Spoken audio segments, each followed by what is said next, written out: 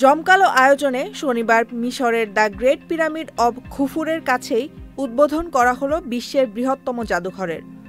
১৯৯২ সালে প্রস্তাব করা এই জাদুঘরটির নির্মাণ কাজ শুরু হয় ২০০৫ সালে। ধারণা করা হয় এটি নির্মাণ কাজ শেষ করতে পিরামিড নির্মাণের মতো সময় লেগেছে। জাদুঘরটি প্রায় ৫ লাখ বর্গমিটার, যা ৭০টি ফুটবল মাঠের সমান। এর দেয়ালে খোদাই করা হয়েছে প্রাচীন মিশরীয় লিপি। এখানে ১ লাখেরও বেশি প্রত্নসামগ্রী রাখা হয়েছে।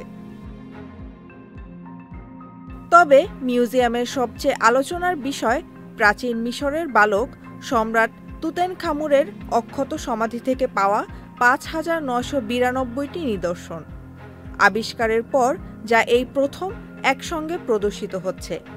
এই সংগ্রহের মধ্যে তুতেনখামুনের সোনার মুখোশ, সিংহাসন ও রথসহ মূল্যবান সামগ্রী রয়েছে। বিশাল সিঁড়ির কাছে প্রাচীন রাজা রানীদের মূর্তি এবং উপরের তলায় বিশাল জানালা থেকে দেখা যাবে গির্জা পিরামিড। ৩,২০০ বছরের পুরনো ও ১১ মিটার লম্বা সবচেয়ে বিখ্যাত ফ্রাউন রামেসিস দ্য গ্রেটের মূর্তি আছে এখানে। উদ্বোধনী অনুষ্ঠানে শত শত ড্রোন দিয়ে আকাশে আইসিস ও ওসিরিসের মতো সুপরিচিত মিশরীয় দেবতা এবং পিরামিডগুলো চিত্রিত করা হয়েছিল।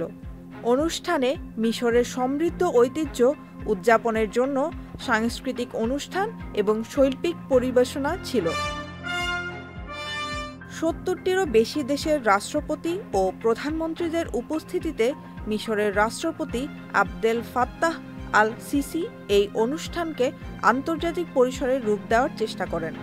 Amina Rahman Supti, channel I.